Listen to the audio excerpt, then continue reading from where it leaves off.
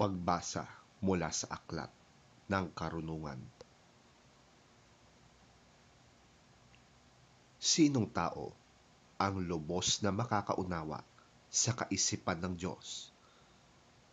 Sino ang makakaalam sa kalooban ng Panginoon? Kapos ang kaisipan ng tao at walang kasiguruhan ang aming mga panukala. Sapagkat ang aming kaluluwa ay binabatak na pababa ng aming katawang ang hantungan ay kamatayan.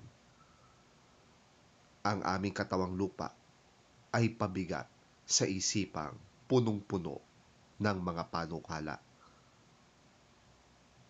Nahihirapan kaming mahulaan man lamang ang nilalaman ng daigdig at malaman kung ano ang mga bagay sa paligid namin. Sino kung gayon ang makakaunawa sa mga bagay na makalangit? Wala pong makakaalam ng iyong kalooban malibang bigyan mo siya ng iyong karunungan at lukuban ng iyong banal na espiritu mula sa kaitaasan. Sa ganitong paraan po lamang naaakay mo ang mga tao sa matuwid na landas.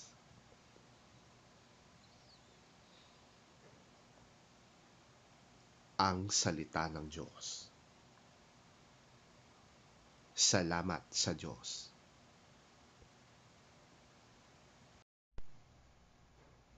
Pagbasa mula sa sulat ni Apostol San Pablo kay Filemon.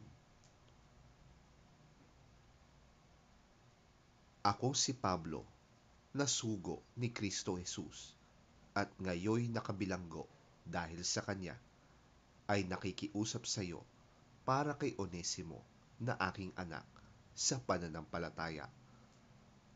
Ako'y naging isang ama sa kanya habang ako'y nakabilanggo.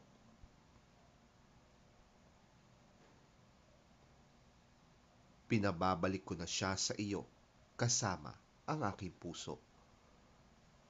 Nais ko sanang manatili na siya sa aking piling upang siya ang maglingkod sa akin habang ako'y nakabilanggo dahil sa magandang balita, at sa gayon ay para na rin ikaw ang kasama ko rito. Ngunit ayokong gawin yon nang wala kang pahintulot upang maging kusa ang iyong pagtulong sa akin at hindi sa pilitan. Marahil nalayo sa iyo si Onesimo ng kaunting panahon upang sa pagbabalik niya ay makasama mo siya habang panahon, hindi lamang bilang isang alipin, kundi bilang isang minamahal na kapatid. Napamahal na siya sa akin, ngunit lalo na sa iyo, hindi lamang bilang isang alipin, kundi bilang isa ng kapatid sa Panginoon. Kaya kung kinikilala mo akong tunay na kasama, tanggapin mo siya tulad ng pagtanggap mo sa akin.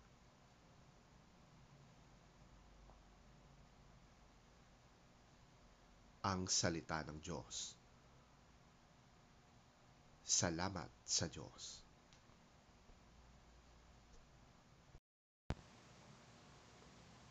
Ang mabuting balita ng Panginoon ayon kay San Lucas.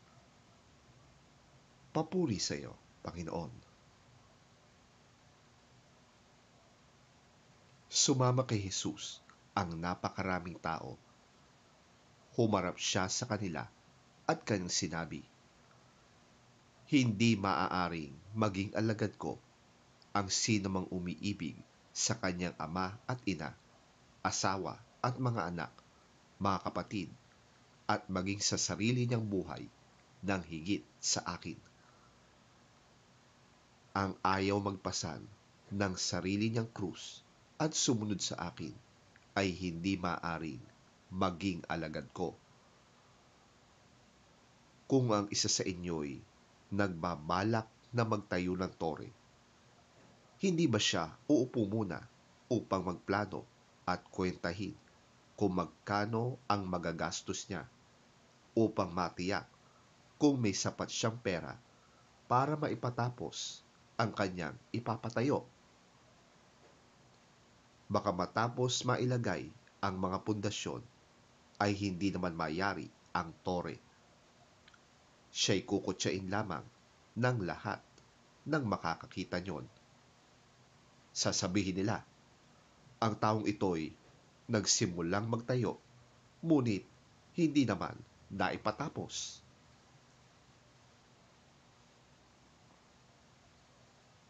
O sinong hari na makikipagdigma sa kapwa-hari ang hindi muna mauupo upang pag-aralang mabuti kung ang 10,000 kawal niya ay maisasagupa sa kalaban na may 20,000 kawal? At kung hindi niya kaya, malayo pa ang kalaban, ay magsusugo na siya ng mga kinatawan upang makipagkasundo. Gayon din naman, hindi maaaring maging alagad ko ang sino man kung hindi niya tatalikuran ang lahat sa kanyang buhay.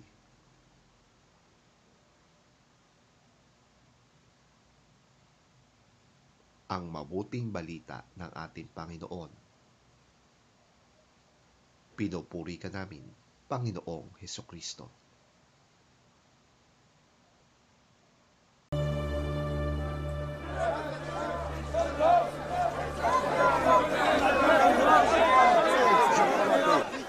Large crowds were traveling with Jesus, and turning to them he said, "If anyone comes to me and does not hate father and mother, wife and children, brothers and sisters, yes, even their own life, such a person cannot be my disciple.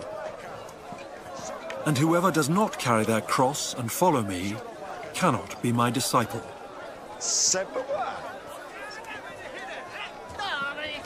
Suppose one of you wants to build a tower. Won't you first sit down and estimate the cost to see if you have enough money to complete it?